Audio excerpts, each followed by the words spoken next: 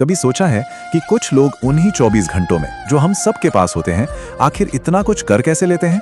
अच्छा, इसका जवाब ना शायद वहां है ही नहीं जहां हम सब ढूंढ रहे हैं, मतलब हमारी घड़ी में। आज हम एक ऐसे कमाल के आइडिया को समझने वाले हैं जो टाइम मैनेजमेंट से भी कहीं ज्यादा पावरफुल है, और वो है माइंड मैनेजमेंट। तो इस सफर में हम क्या क्या देखने वाले हैं? सबसे पहले हम उस असल प्रॉब्लम की जड़ तक जाएंगे जिससे हम सब जूझते हैं। फिर हम कुछ बुनियादी सच्चाइयों को समझेंगे और आखिर में एक ऐसा एक्शन प्लान देखेंगे जिससे सिर्फ हमारा टाइम नहीं बल्कि पूरी जिंदगी बदल सकती है। तो चलिए शुरू करते हैं। सबसे पहले बात करते हैं एक ऐसी पहेली की जिसका सामना हम सब हर रोज करते हैं। ये है 24 घंटों का विरोधाभास। यही तो वो सवाल है जो सबको परेशान करता है ना? सोचिए, एक स्टूडेंट हो, कोई अपना नया बिजनेस शुरू कर रहा हो या कोई बहुत बड़ा लीडर। दिन में तो सबके पास बराबर घंटे ही होते हैं, तो फिर वो कौन सी चीज है जो उन्हें अलग बनाती है?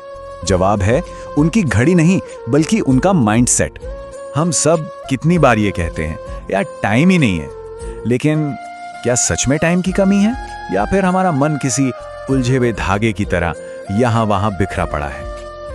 असल बात तो ये है कि जब फोकस नहीं होता ना, तो ऐसा लगता है जैसे किसी ने हमारा समय ही चुरा लिया हो। तो ठीक है, अगर असली प्रॉब्लम घड़ी में नहीं बल्कि हमारे मन में है, तो फिर हम अपना नजरिया बदलें कैसे?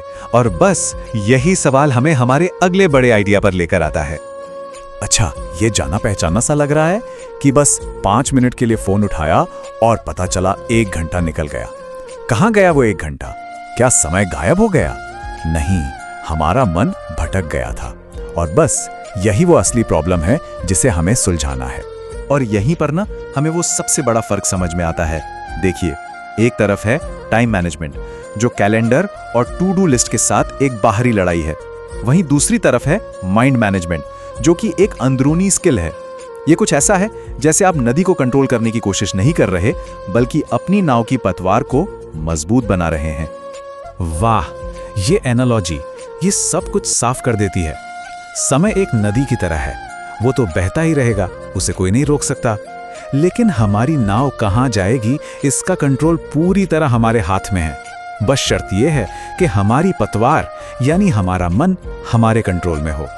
तो इस पतवार पर महारत हासिल करने के लिए हमें सबसे पहले अपने मन के बारे में 3 बहुत ही बुनियादी सच्चाइयों को मानना होगा, उन्हें स्वीकार करना होगा। सच नंबर 1, फोकस कोई ऐसी चीज नहीं है जो किसी के पास पैदाइशी होती है और किसी के पास नहीं, ये एक स्किल है। बिल्कुल वैसे ही जैसे जिम में मेहनत करके मसल्स बनती हैं, वैसे ही प्रैक्टिस और अनुशासन से फोकस की ताकत बढ़ती है। और सच नंबर 2, भटकाव या डिस्ट्रैक्शन एक चोर है। हर फोन की घंटी, हर बेकार का ख्याल ये एक छोटा चोर है, और ये सिर्फ हमारा टाइम नहीं चुराता, ये हमारे मन से क्लैरिटी यानी कि स्पष्टता और ताकत भी चुरा ले जाता है। और तीसरा सच, इमोशनल कंट्रोल ही असली पावर है। सोचिए, गुस्सा, जलन, उदासी, ये अनकंट्रोल्ड इमोशंस हमारी मेंटल बैटरी को पूरी तरह से खत्म कर देते हैं। ये हमारी वो सारी एनर्जी खा जाते हैं जो हमें जरूरी कामों के लिए चाहिए। तो इमोशनल कंट्रोल कोई कमजोरी नहीं बल्कि एक सुपर पावर है। तो ठीक है, अब हम क्यों तो समझ गए हैं, लेकिन अब सवाल आता है कैसे? तो आइए अब उस प्रैक्टिकल प्लान को देखते हैं जो हमें कंट्रोल देगा। तो सबसे पहले जो 3 कदम हैं वो हमारी बाहरी दुनिया पर कंट्रोल पाने के बारे में है।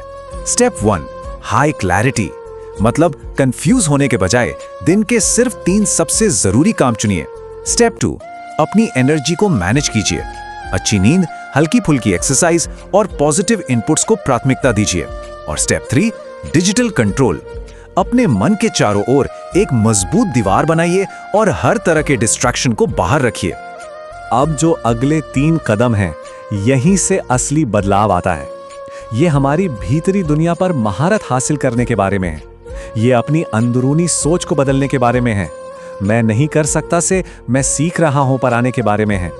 ये इमोशंस में बहकर रिएक्ट करने के बजाय रुककर सोच समझकर जवाब देना सीखने के बारे में है।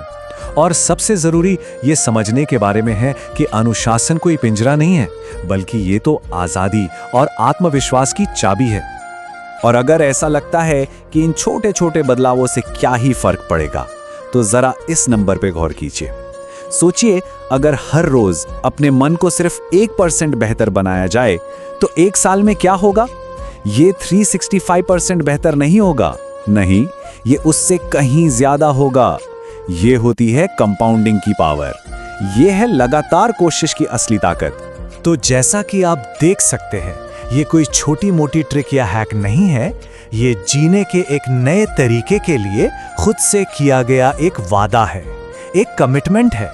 तो चलिए माइंड मैनेजमेंट को एक बार फिर से आखिरी बार डिफाइन करते हैं। ये एक ऐसी लाइफस्टाइल है जिसमें कोई इंसान अपने विचारों, अपनी एनर्जी और अपने फोकस का मालिक बन जाता है। और जब ऐसा होता है तो समय हमारा दुश्मन नहीं बल्कि हमारा सबसे बड़ा साथी बन जाता है। तो यहाँ सबसे बड़ा सबक क्या है? यही कि कैलेंडर तो हम कितनी ही बार बदल सकते हैं, लेकिन असली बदलाव तो अंदर से आता है। ये शेड्यूल मैनेज करने से नहीं बल्कि कैरेक्टर बनाने और खुद पर कंट्रोल हासिल करने से आता है। और आखिर में ये सब कुछ खुद से किए गए एक बहुत ही शक्तिशाली वादे पर आके टिक जाता है। ये सिर्फ एक लाइन नहीं है, ये एक फैसला है। फैसला इस बात का कि क्या हमें हमेशा समय के पीछे भागते रहना है या फिर अपने मन को साध कर अपनी जिंदगी का कंट्रोल अपने हाथों में लेना है। चुनाव हम सबका अपना अपना है।